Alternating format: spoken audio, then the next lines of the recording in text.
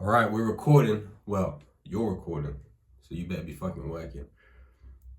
Today, I'm going to be explaining the top 5 things that you need to do to avoid having a life that's just absolute nonsense and falls into disrepair. This is episode 1 of the 5-Star Life podcast, my podcast, now that I'm free on Thursdays and I get to do whatever I like with that time. The point of the podcast is for you to be able to, if you feel lost, uncertain, you don't have a purpose, you don't know what you're doing, you don't know who you are, how to figure that out. I've created a course, so the 5-Star Life podcast is going to be based off the course that I've created that helps you figure out everything that you want in life in a weekend. I did this in 2019. I spent 3 days in a hotel, asked myself every single question I could think of. I used every self-help concept that I had been not taught, but that I had ingested and learned. I put it into a notebook, and my life has followed that plan pretty fucking spectacularly. Not much has changed. And I want to teach the world to do that as well, because if you are happy, you don't want to make other people unhappy. It's only when I'm angry that I want to punch someone.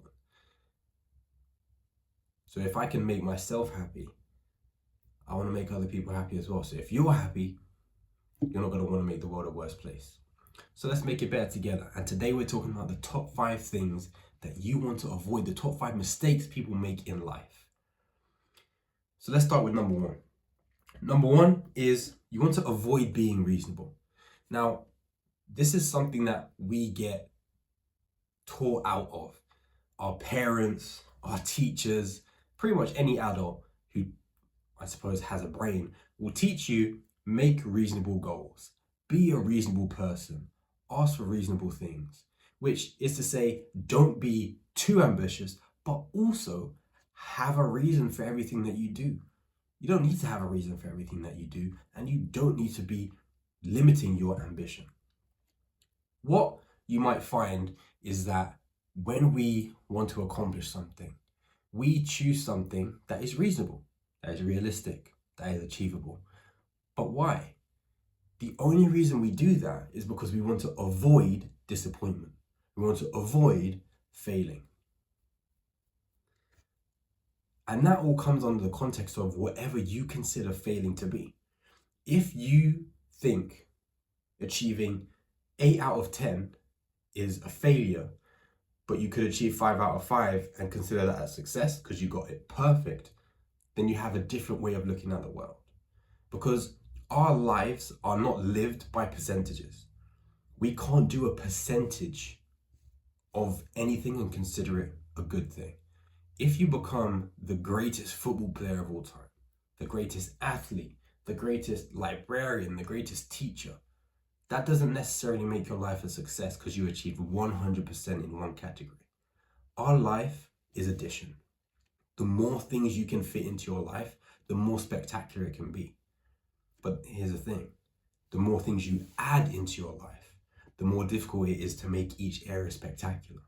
So everything we're doing requires us to have a foundation, and we want a good breadth, a good diversity in what we choose, but then we also want to be able to raise that and have a massive depth and have a lot of experience in these different areas. What does that all mean? It means that you have to set unreasonably high goals, because the larger you set your goals, the more you're going to try and achieve. If you do want to become the greatest at anything, or just great at anything, if you do want more than to just live in your house, move out, get married and have kids, if you want to do more than work, and die, then you have to sometimes set an unreasonable goal. You have to sometimes do unreasonable things. And it's unreasonable only to most people who still have the existing mindset that maybe you have right now. The mindset that I had. So here's an example of me being unreasonable. I'll give a relationship example. I said to a girl I was speaking to on social media, online, she said, what do you look for? Like, what are your standards? I was like, oh, I have unreasonable standards. She said, nothing is unreasonable. And I said, let me tell you what I expect. I want a woman who is bisexual, who will let me sleep with other women, who is in fantastic shape, who is intelligent, who is funny, who doesn't smoke, who doesn't drink, who doesn't do drugs, who is caring, who is kind, who isn't easily offended, who doesn't want to go out all the time, but still enjoys going out, who can dance, who looks after how she looks, who looks after herself, who looks after her appearance, who knows how to take care of other people, who knows how to cook, even though I do most of the cooking in my house, in my family. And that's just everything I can remember off the top of my head. Now, I can almost guarantee you and almost everyone else watching this doesn't have that depth of knowledge into the kind of person they want to be with. I have even more knowledge about myself. I know the kind of man I am. I know, okay, actually, no, this is crossing topics. We'll talk about that later. But when it comes to the other person, I'm so unreasonable in my standards. She was like, yeah, that is unreasonable. And she had just said 2 minutes before, nothing is unreasonable. And that's because most people are too used to settling for some life that they think is achievable. They still set goals that are above themselves. For example, my hand is here. I always give crazy examples. The first thing that comes, my hand is here. It's realistic for me to try and set it here. So imagine I had a really bad shoulder problem and I was like, okay, my goal is just to get my arm to here. And then one day I do it, I'm like, yeah, I achieved something. That wasn't an unreasonable goal. An unreasonable goal would be to say, okay, I want my arm to be able to reach 10 foot. Now, I can't do that. Maybe if I jump. However, the process and the things I will do to reach the goal that is wildly unreasonable, is going to mean that this is some bullshit goal that I never gave a fuck about in the first place. Because even if I fail at getting to 10 foot, getting to 8 foot or 9 foot is going to be way better. I'm going to sneeze. Fuck hay fever, man. How did that get in the gene pool? At what point did cavemen start sneezing? Anyways. So you need to have an unreasonable goal. And not only do I have an unreasonable goal, I have an unreasonably in-depth knowledge on why I want those things, on what I'm willing to do to achieve it. But most people don't. Most people, they just have a general goal. Yeah, it's something you kind of want. You're not being unreasonable enough. In your life, you need to be unreasonable. And what's even better, some people might say worse. This is something my mum told me. She said, Daniel, you need to compromise more. I said, why? She said, because then, the other person gets something and you get something. I said, but why would that benefit me? I'm being unreasonable. Because it's fair for most people to get something. If you're doing a deal with someone, you get something out of it and they get something out of it. However, it is entirely down to me. It's entirely down to you what you're willing to set as a boundary, what you're willing to trade in that deal. Because why did she call me unreasonable? She said, oh, because I don't talk to, okay, this is a problem I've always had in previous relationships. I don't talk to the woman I'm with enough. I don't know what enough means. Everyone has their own standard. And I said, yeah, I'm just not going to do that. And my mum said, Daniel, that's unreasonable. I said, it's not unreasonable for me to not want to make my life less unhappy just so that someone else can be happy. Now, do I sacrifice my happiness for others all the time? Absolutely. But that's my choice. For someone else to tell me I should do something because it makes them happy, that's never true. Which actually leads on to the final one. The final mistake to avoid is probably one of the most important ones, but we're going to get to that. So I already have a good life. Now, a lot of people say this, but they don't mean it. But I could actually be by myself. I mean, now I have a family, so I couldn't.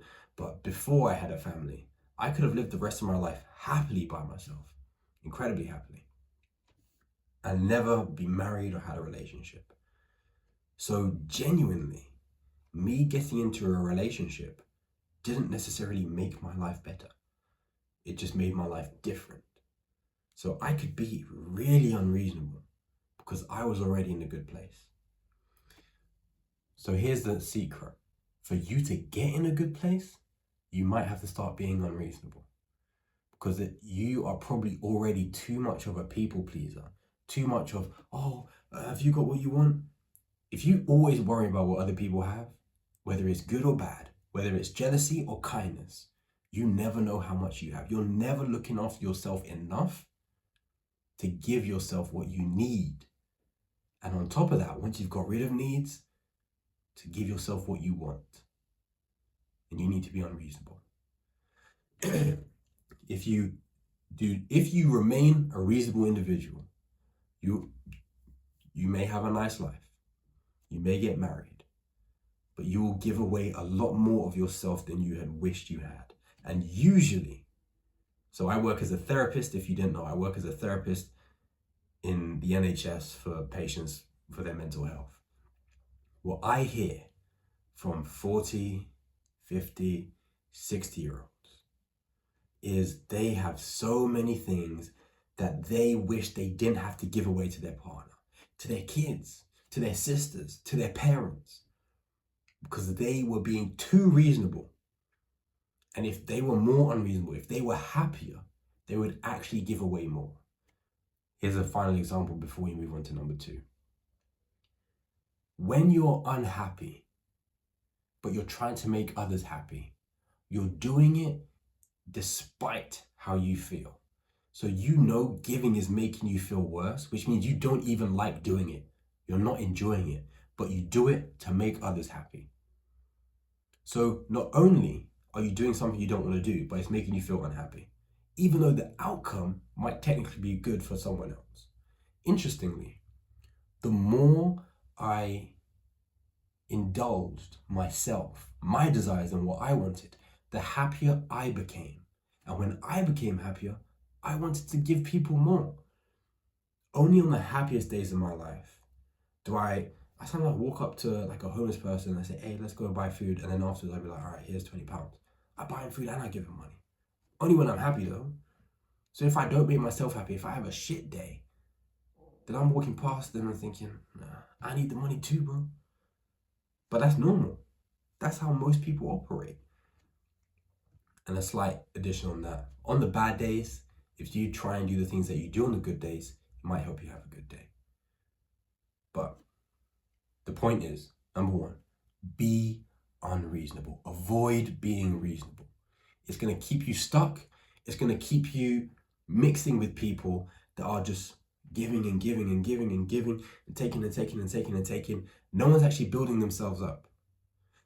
Everyone's sharing, which is fantastic. I love working in a team, but let's get that team to the next level. Let's take our life to the next level. And that brings us on to number 2. So the second mistake that you want to avoid, if you don't want a life of complete disrepair, is avoid lying to yourself and avoid lying to other people. Let's talk about lying to other people first. If you lie to other people, maybe you find it funny.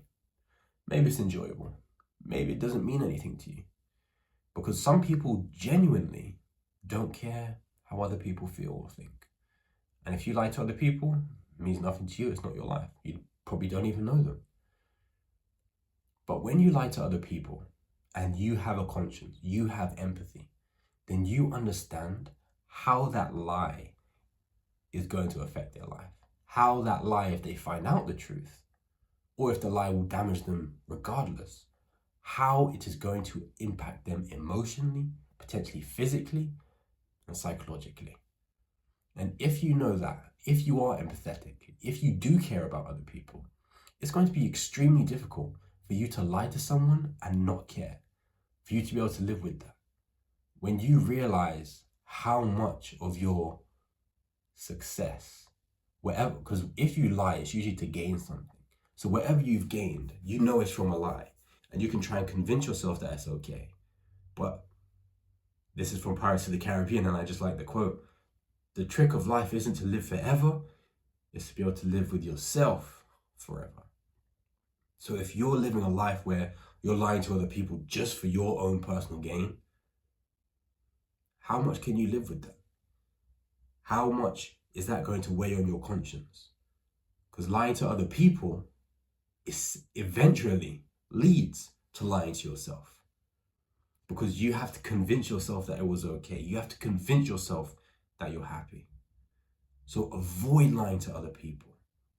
And what about lying to yourself? We tell ourselves lies that we sometimes don't even realize. I didn't want that anyway. I could do this if I really wanted to. I'm not scared. This is something that I used to tell myself, and I still tell myself on occasion. As a man, I'll speak for myself, but most of the men I've ever spoken to feel some kind of anxiety, worry, or fear when it comes to talking to a woman. Not just talking to a woman, when it comes to approaching a woman, when it comes to approaching a stranger and asking for something that you know, it's not that they might not want to give away, but it's that it's personal.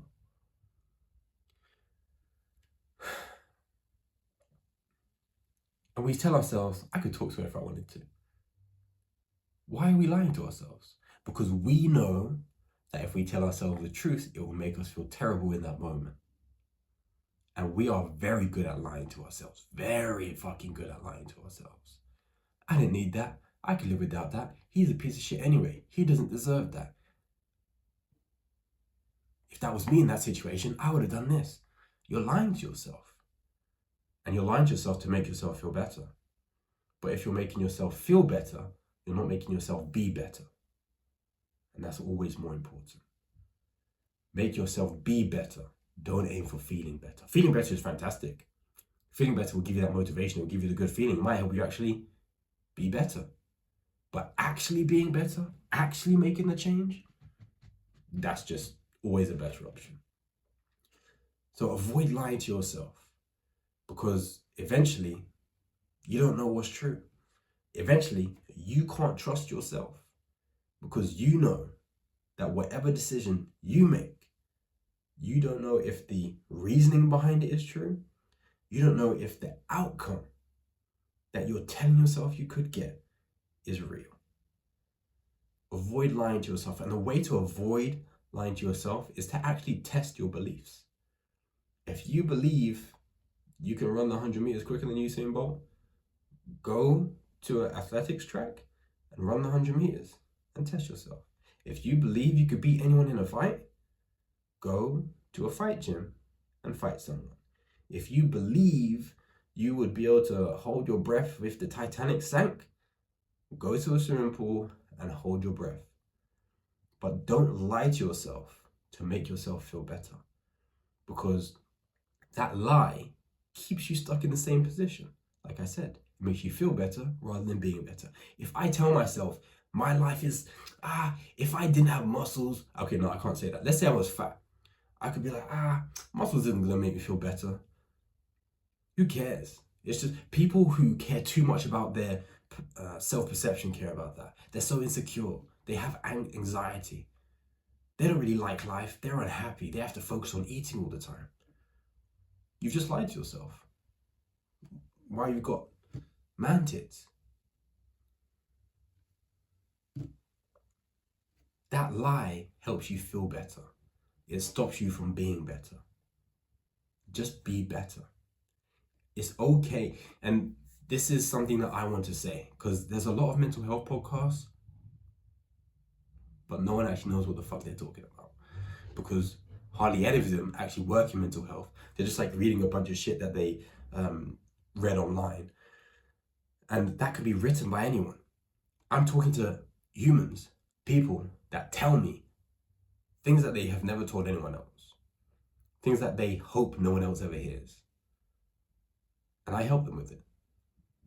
So that lie of keeping yourself in the same place, I hear how it affects people. Oh, I could have done this when I was younger. I should have done this when I was younger. I'm with my partner and I let them do this. He's cheating on me, but I'm staying with him. They've changed, but I'm still there. We're shouting, I don't want a divorce. Don't lie to yourself. The lie will help you feel better. It will not make you be better. And it won't even make you feel better long term. It will just help you process it in that moment. I was talking to someone, a patient, and they were telling me about the conflict, the arguments they have. And I said to them, If your friend told you this story, if your friend said said their relationship was like this, what advice would you give them? The woman paused.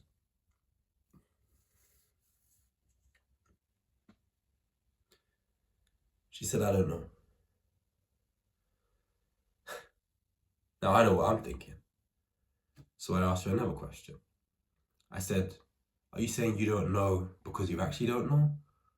Or because the answer you're thinking, you're too afraid to say? I don't think I said afraid. I think I said you don't want to say.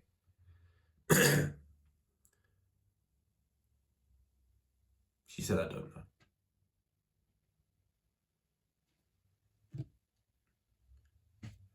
Lying to yourself. Lying to yourself that things are okay. Lying to yourself that things aren't that bad. Is it making you feel better? Or is it going to actually make things better? Which one do you want? I know you want both. But if you actually make things better, it will probably make you feel better, right? If you actually made your body look nicer, you might actually be happy with your body. If you actually made yourself a more confident, a more secure, a happier person, maybe you'd actually be a happier person with yourself. Avoid lying to yourself. It's going to keep you stuck. And like I said before, avoid lying to other people. That eventually leads to lying to yourself anyway, and it weighs on your conscience. Now, you have to care about people enough to not want to hurt them, but not care so much that it stops you. No. Oh, that could have been a perfect quote. You want to care enough about people that it stops you from hurting them, but not care so much that it causes you to hurt yourself. Whew. Yes, Daniel. What a great one. So that's why we avoid lies. Okay? And I'm going to make sure this thing is still recording. It is. So, are we following? Number one, avoid thinking that you have to be reasonable. Number two, avoid lying to yourself and other people. It will keep you stuck. It will weigh on your mind. Number three, avoid thinking that you owe people anything. That's related to what I've just said, because this is a problem I have to this fucking day. But that's because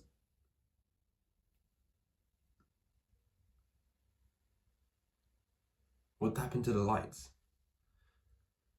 Who turned out the lights? That's a Doctor Who reference. There was a weird lighting change. I swear this got brighter. Maybe there's an angel with me. You don't owe anyone anything. This is something I still struggle with to this day. Maybe that was the light, shedding light on my vulnerability, the fact that I'm aware of such a terrific and personal experience. I'm not quite Russell Brand. He has a lot of big words. I need to learn some more big words so I can use them. But lights are freaking me out. This is something I still struggle with to this day, because I know how I would feel if I were the other person. And I always want the other person to feel as comfortable as possible. So I always feel the need to explain myself. Not because I don't feel good enough, but because I want you to understand why I've made that decision. I don't want you to be thinking, oh, but it's because of this. For example, I think the best example I can give, unfortunately, is just in relationships. I've explored relationships to a depth that most men haven't. And that means I've created a lot of close connections with people, or just generally a lot of connections. But whenever it's come to the point where we've separated, I've always wanted to make sure that the other person is okay. Oh, by the way, I don't think we should talk. It's because of this.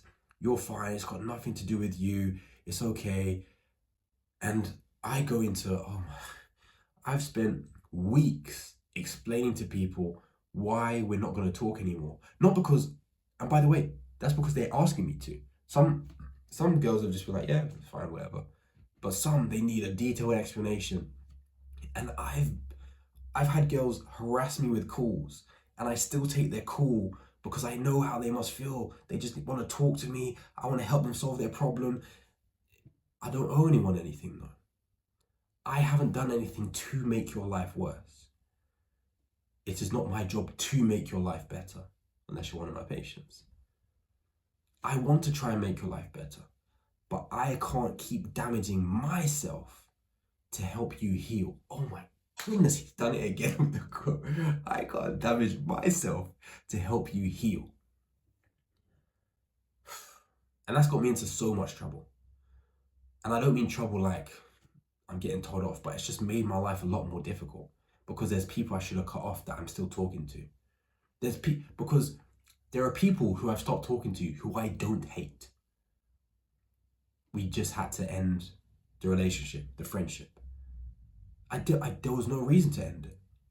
It just wasn't mutually, as in there wasn't an emotional reason to end it. It was more a practical one, a logistical one.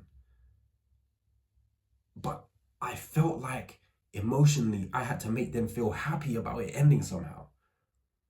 I felt like I owed them something because I was walking away from them. But you don't owe anyone anything. If someone does something nice for you, you don't owe them. You don't have to reciprocate. Now, we have naturally the feeling that when someone does something nice for us, we want to tit for tat do something nice back. We feel like we're in debt to that person. We all naturally have that feeling unless you're some kind of social psychopath. And that isn't a term to insult or offend anyone. That's just literally how their brains operate. But sometimes you have to realize that a good thing for you is just a good thing for you. You don't have to damage yourself to heal the other person, the person that's done a nice thing for you, the person that is in a bad situation. There are so many people on this planet who are experiencing troubles, who are experiencing strife. You don't owe them anything just because they're having a bad time. We would love to help every single person. If I could grant wishes and people just said, oh bro, I just really wish I had enough money for the day, I'm like, yeah, cool man, here's enough money for the week. If someone said, oh, I just wish I could have a better relationship with my grandma, I'd be like, oh cool man, here she is, let's do a quick conversation.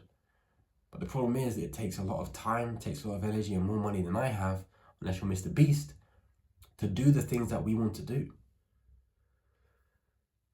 So you have to realize you don't owe people anything. If you choose to do something nice for someone, that is for you. That is your choice, but you don't owe them anything nice. If my family do anything nice for me, I don't now owe them something. Because that's not even a healthy relationship to think that.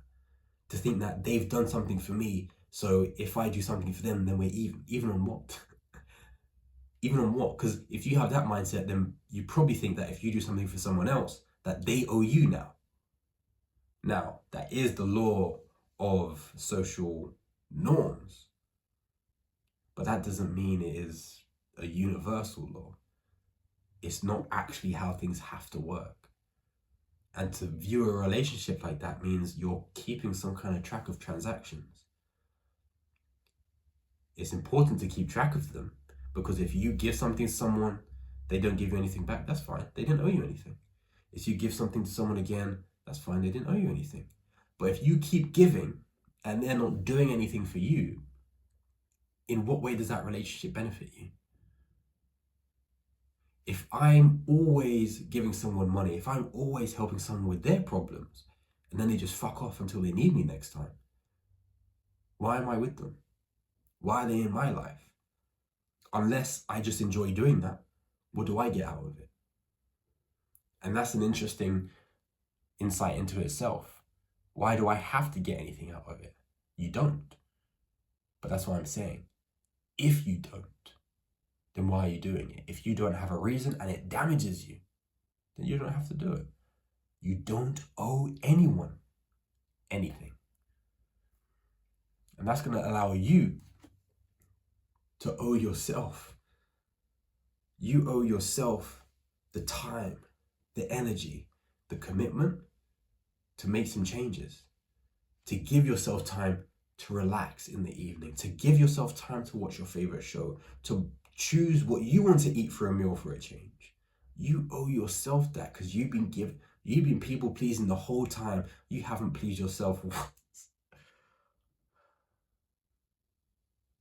You can't say that, can you? How can I say that? You've been people pleasing the whole time. You're people too. Please yourself. Okay, well, what if porn stars are just people pleasers? Yeah. You owe yourself. Stop thinking you have to pay other people back. You do owe other people. Now, there's a difference between a contract. If I say, oh, I'm going to loan you this money, pay me back £3.50, they owe me £3.50. It's been explicitly stated. But if I give someone £5, oh, here's £5, bro, just take it. He doesn't owe me £5 now. I'm just giving him £5. There's no expectation of return. But that's on my part. If someone gives me £5 and they don't, and then I say, oh, do you want me to pay you back later? If they go, no, it's cool, man, then I don't owe them. If someone helps me carry my bags, I don't owe them. I don't need to give you a fucking tip. It's not, this isn't America.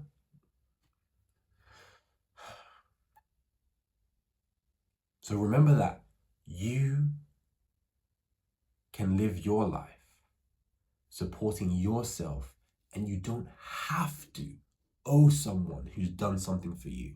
Because what that does is it puts you in a position where you feel like you're beneath someone and you have to do something to get even. Even if that is a one-off interaction, you still put yourself below someone like they have any kind of control over you. Which is actually secret bonus number 6. Avoid letting anyone take away your freedom. Avoid letting anyone control anything that you do. We can talk about that after if I remember.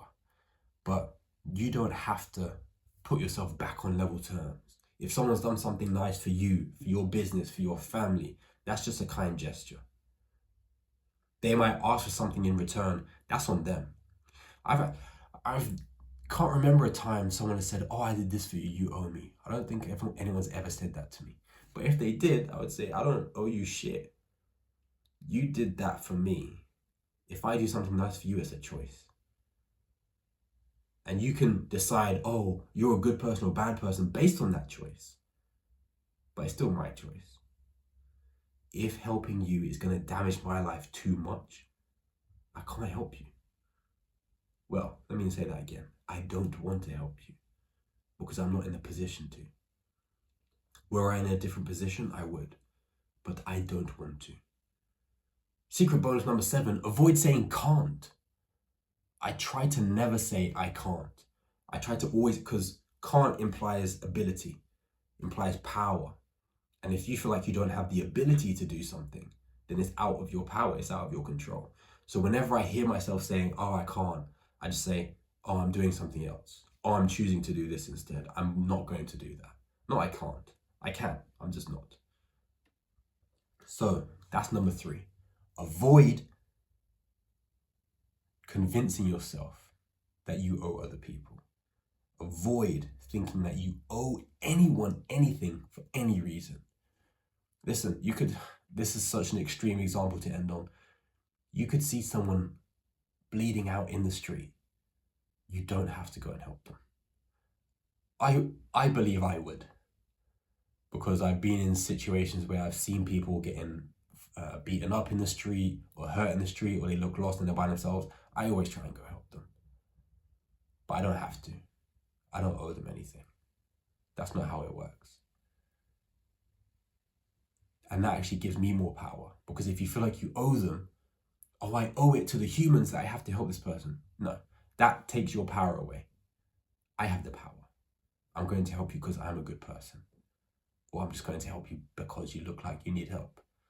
Doesn't matter. But it's my choice. So you don't owe anyone anything. Number 4, the second to last one. Avoid people who don't care. Avoid people who don't care. Because if you spend time with the wrong people, it will fuck up your life more than you realize. I've spent time with people who didn't really care about me, but they were fun to be around. They actually made my life more enjoyable briefly. I've spent time with people who didn't care about other people, and I found out they also didn't care about me. And it also fucked me up pretty badly. And that's tough. Let me make sure this is still recording. And we are. What happens if you spend time with people who don't care about you is they make decisions without considering the outcomes for you. They make agreements without considering how it residually affects you or directly affects you. So when I spent time around people who don't care about me, I'm thinking, so I lived in Vegas for a while. If you go to a place that's so highly predicated on social status and what other people think about you and the places that you can get into and the people that you hang around with and the way that you look, they don't care about you. They care about how you reflect on them. And that's obviously not the case every single time, but you can easily make a generalization to anyone who lives in somewhere like Vegas, potentially Miami, probably Hollywood, that if someone cares about you, it is only in as much as you will affect their lives. Once you have no use for them in advancing their career, their status, their financial situation, what more use are you? And I remember such a relationship. I was in Vegas. The guy I was with, such a nice guy, fun, friendly, hilarious. Being around him made me feel better about myself because he just had one of those energies. He was loud, he was funny, and it made me feel like I just started being more like him because I found it so fucking hilarious. I started absorbing like his personality a bit. And because he was so loud and outlandish, let's say my personality was here. Let's say this is the ceiling, my personality was here. I normally think, oh, I'm pretty fun, I'm pretty loud. I see him up here and I go, oh, wait, people can do that? Okay, cool, I'll be here. And I just broke through that ceiling and I started being more loud. I mean, I haven't hung out with him in ages, and so I'm probably back to my normal chill ways. But when you hang around a certain kind of person, it makes you a certain kind of person. Especially, again, if you're not a socio or psychopath, your brain works in a way that you will pick up the accent around you. You will pick up the characteristics that are around you in terms of personality, in terms of the way you speak, in terms of the words you say. And so, how do I know this person didn't care? Because he treated people like numbers. The girls were just hoes. And actually, I can't say this specifically about him, but so many different people in that life. The people were just useful in as much as what they could get you. Cool, if I take 10 girls to the club, I get free entry. I don't care about any of the women.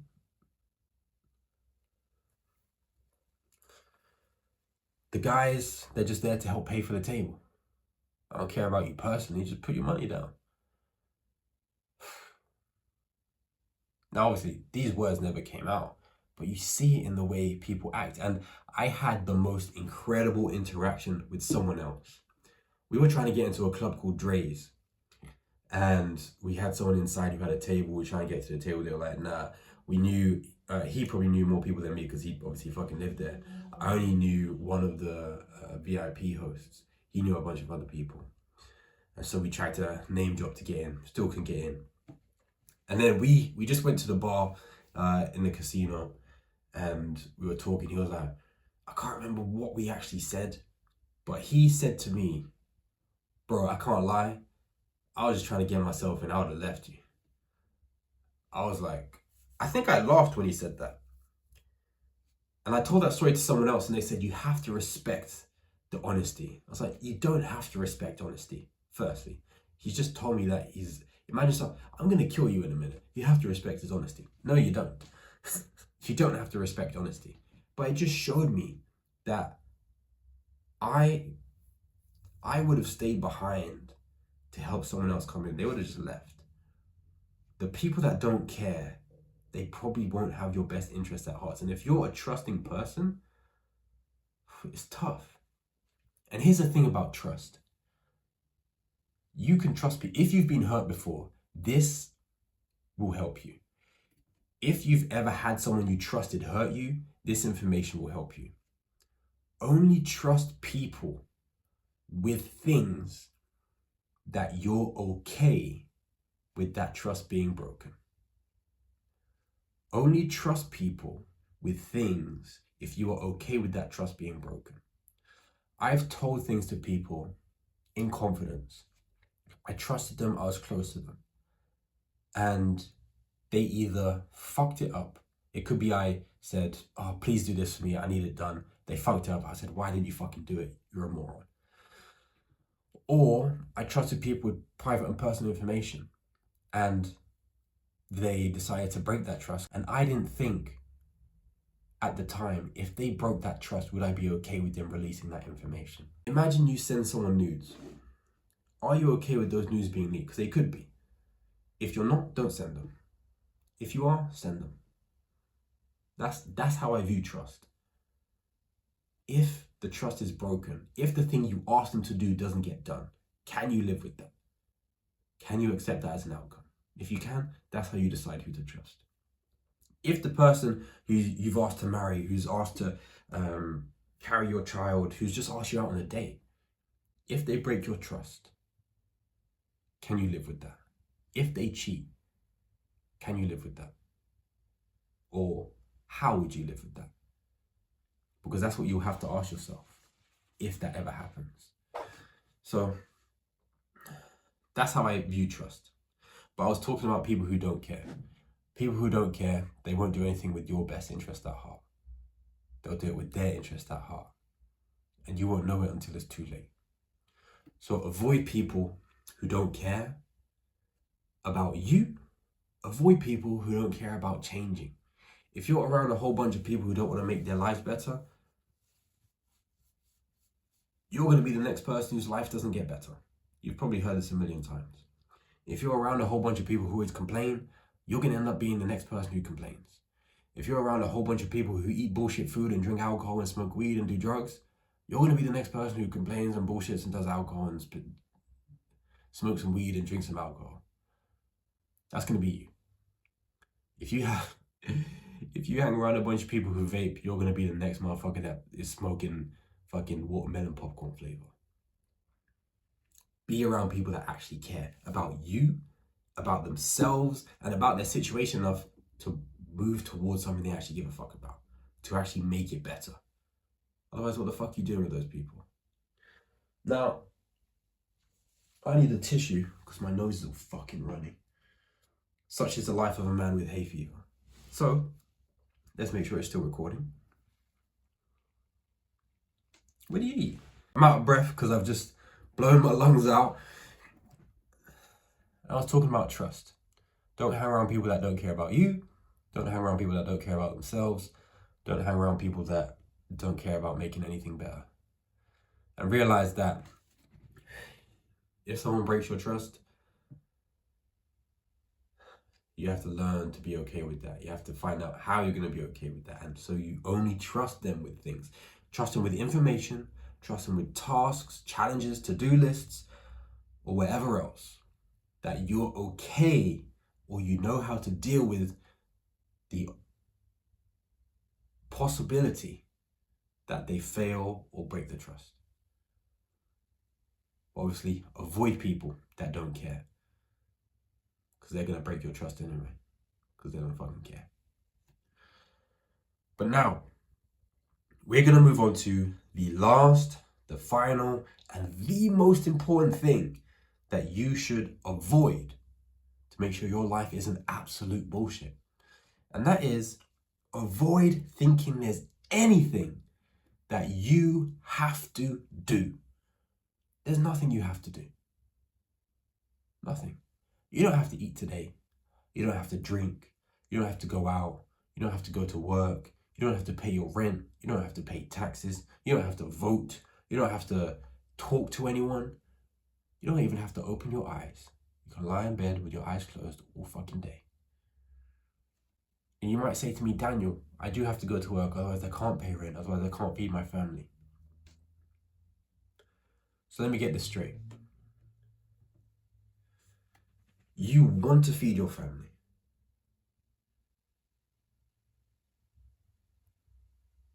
So you have to do this and this and this.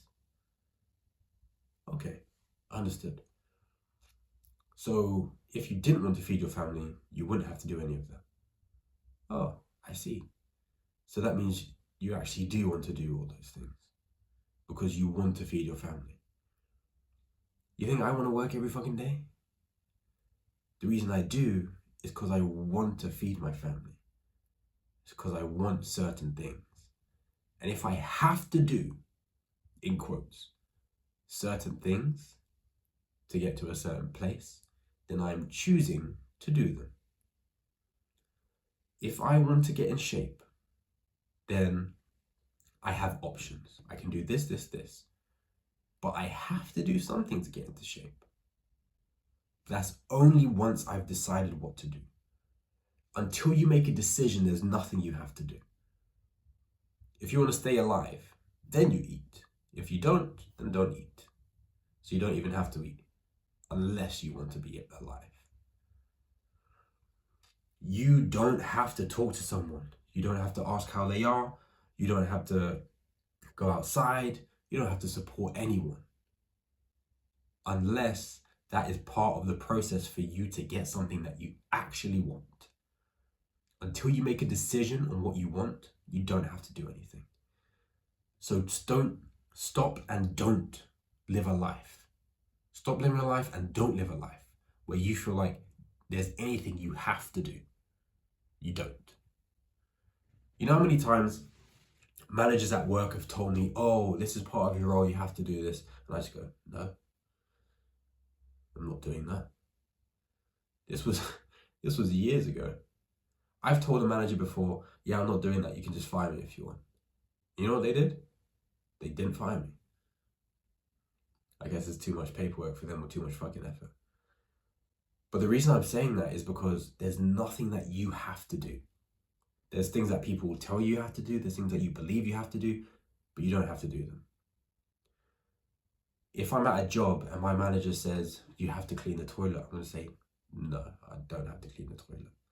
Now, if I want to keep my job and I don't want to cause a problem, then I probably have to do what the person's saying. But I've made a decision. It's my decision.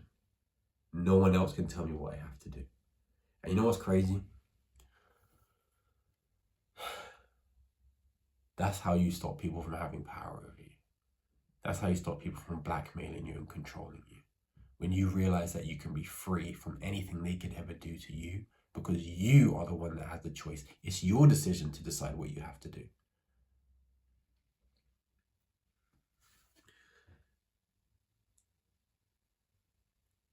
I need that to sink in for people because a lot of people live lives where they feel they aren't in control. I used to. I know many people close to me still do. But they don't realize. And let me give an example that might upset people. I was speaking to a girl, I think she was from Eritrea, and she said that there was a lot of war in her country and she had to leave and come here. And she said, oh, I wish I could just be with my family. I said, you can. She said, what? No, I can't because there's war. I was like, yeah, I know, but you could go back if you wanted to. She said, no, there's war. I was like, oh, are there planes there? She said, yeah. I was like, yeah, so you could go back. She's like, I can't because there's war, I would die. I was like, yeah, so you chose to be here instead. That was where I left the conversation. Because one, either she didn't get it, or two, she knew what I was saying, but she was angry about it. I wasn't trying to fuck up her day. But there's nothing that you have to do. Everything is a choice. It may not make you happy, but it is a choice that's probably a better option. If I have to choose between living in a war-torn country and I don't know what else could be comparable to that. If I have to choose between a job cleaning the toilet and cleaning up sick, until I don't have to do either of them, until I make a choice, then I have to do one of them. That's only because I've chosen something. So avoid ever thinking you have to do anything. And like I said, avoid saying can't to yourself. Okay? That goes along the same thing. I have to do something, I can't do something. No, you've taken away all your power. I've chosen to do this, and I don't want to do that. Okay? So those are your top 5 mistakes to avoid so that you don't live a miserable fucking life. And 2 bonus ones. The can't, and I don't remember what the other one was, but it will be in the fucking recording, and I'll probably put it on the screen. So, let's go back through them. Avoid being reasonable or thinking you have to be reasonable. Pointless. You're trying to have half happiness, you give someone else half happiness when you could have 100% happiness or 90% happiness if you just found a different situation. Be unreasonable and wait for the thing that you think is better. Now that requires a cost-benefit analysis, and that's a whole different thing. That requires you to assess how probable is the outcome. Is it likely I'm going to find the perfect woman? If it isn't, then fucking lower your standards.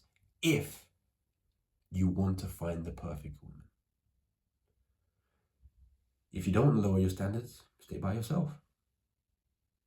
Here's the thing. A lot of women especially, they say, well, actually no, men do this a lot as well.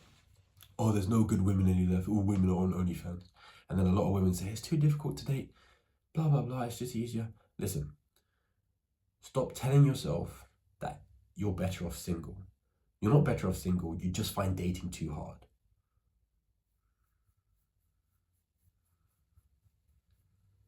You understand the difference? And there's 2 reasons.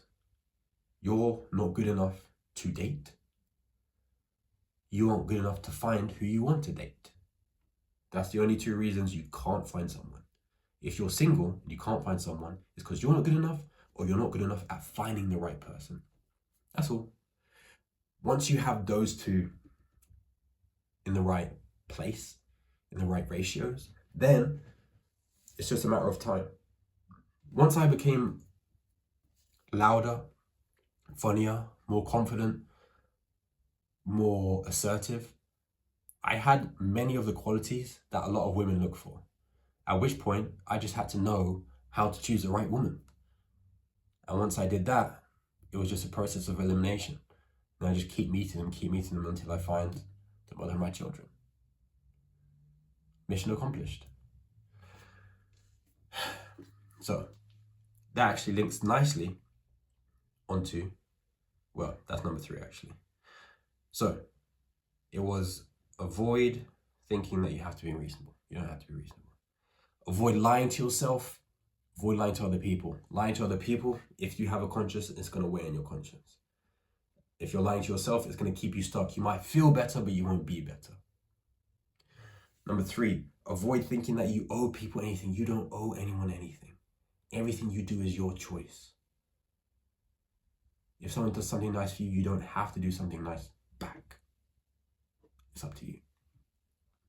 Number 4, avoid people who don't care. They don't care about you, they don't care about themselves, they don't care about their life situation. They're going to keep you stuck. They're going to keep you down because it keeps them up, or they're going to keep you where they are because it makes them feel comfortable. You're with the wrong crowd. And number 5, the most important one, avoid thinking there's anything you have to do, because there isn't. Everything you do is a choice. You've chosen to watch the video, you've chosen to go on YouTube, you've chosen to lie in bed, you've chosen to stay up, you've chosen to wake up early. You chose. And be happy about that choice, or just accept it. If you can't be happy about something, accept it. Otherwise you're fighting a battle internally for what? What do you get if you mentally torture yourself? Nothing. Except the pain and the suffering. So that's all for the first episode. mistakes to avoid. And that's going to be very important to help you have that 5-star life. The 5-star life is about finding that balance. The balance between your happiness, your health, your wealth, your relationships, and yourself, and your work, and your spirituality. But that's all for today. In our next podcast, now the topics may change. I might find something and think, oh, I need to urgently talk about that, or just have a fantastic idea, and that might come up. But the next episode is something that I've been thinking about recently. The next episode is going to be about getting women to respect you. What do you need to do to get a woman to respect you? If that's something you're interested in, then I'll see you in the next episode.